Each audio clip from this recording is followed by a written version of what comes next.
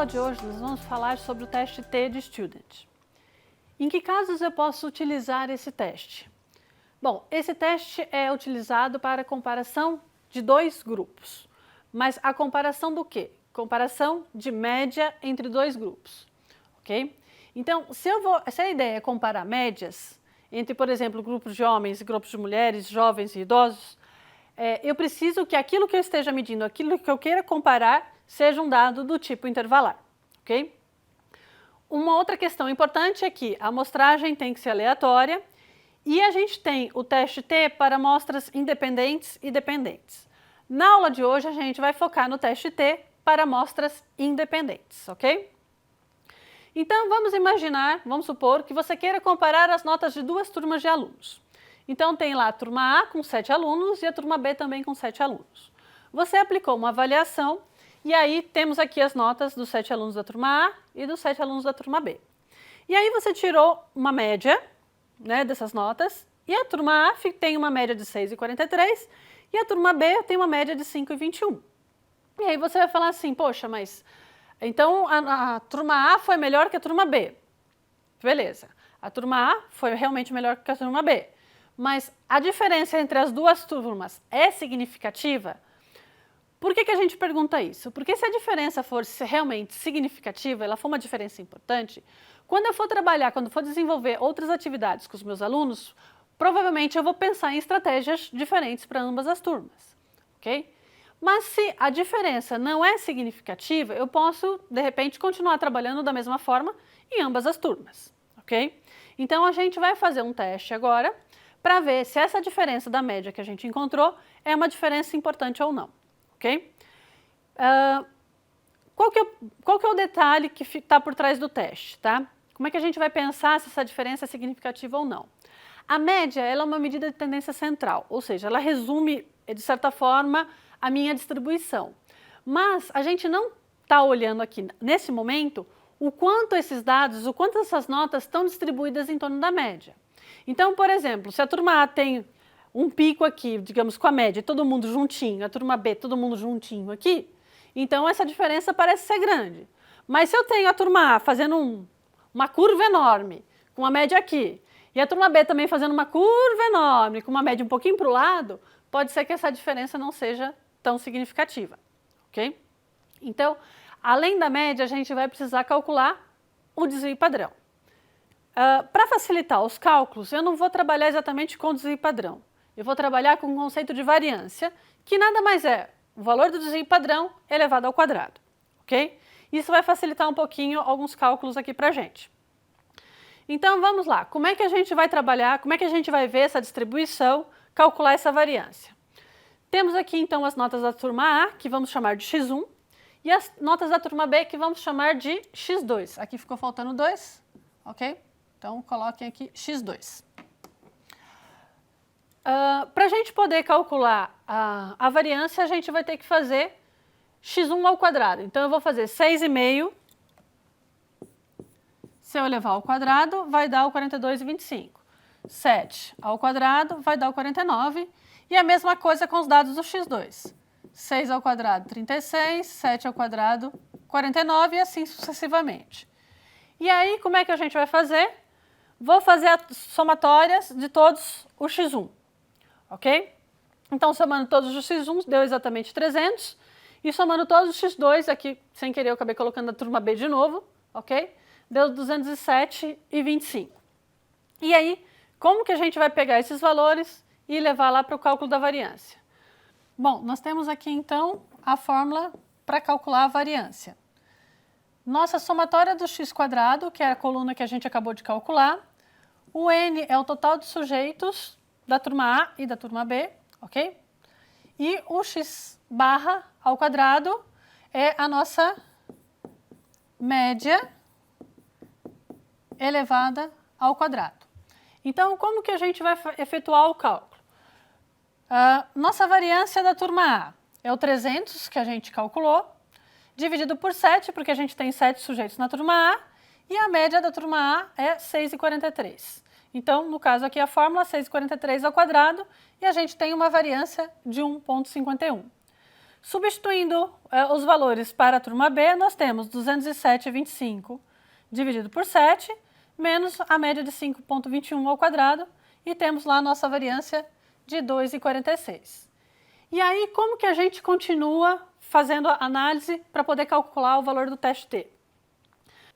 Bom, para dar continuidade então ao nosso cálculo do teste T, a gente vai precisar calcular uma variância combinada dos dois grupos. A gente tem aqui uma fórmula que é bastante extensa e a gente precisa ter um pouquinho de cuidado e paciência para não cometer alguns erros. Por que eu digo isso? Nós temos aqui, ó, N1, número de sujeitos da turma A, da turma 1, da turma A, né? Então, nós temos aqui 7 pessoas. Aqui nós temos S1 quadrado. Esse S1 quadrado já é a variância do grupo 1, ou da turma A, ok? E o valor que a gente calculou para a variância é 1,51. Muito cuidado para não cometer o erro de fazer 1,51 e colocar elevado ao quadrado, ok? Nós temos aqui o N2, que é 7, são 7 sujeitos no grupo 2, e nós temos aqui a variância do grupo 2, 2,46, ok? E aí terminamos de substituir os valores do N1 e o N2 nos demais campos aqui da forma. Colocando os valores, então, na nossa equação, o que a gente faz primeiro? Resolvemos esse parênteses, resolvemos esse, multiplicamos, e aí vale lembrar, não esquece de tirar a raiz quadrada no final, ok?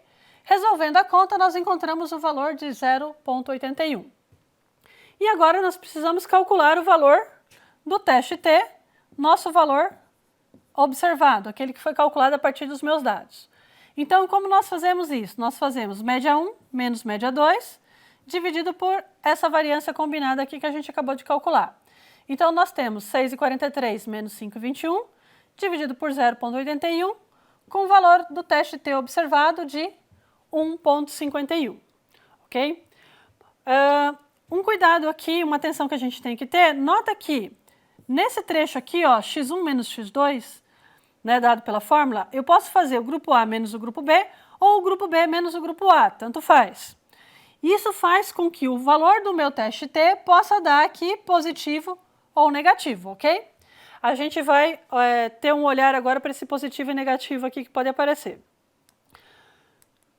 Bom, o nosso teste T, a gente precisa achar o valor crítico numa tabela. E o valor crítico na tabela, a gente precisa dos graus de liberdade. Para o teste T, os graus de liberdade são calculados como sendo N1 menos N2 menos 2, onde N1 e N2 são números de sujeitos que participam dos grupos 1 e 2, no nosso caso aqui o número de sujeitos das turmas A e B, ok? Então, fazendo o cálculo, 7 mais 7 menos 2, achamos 12 graus de liberdade.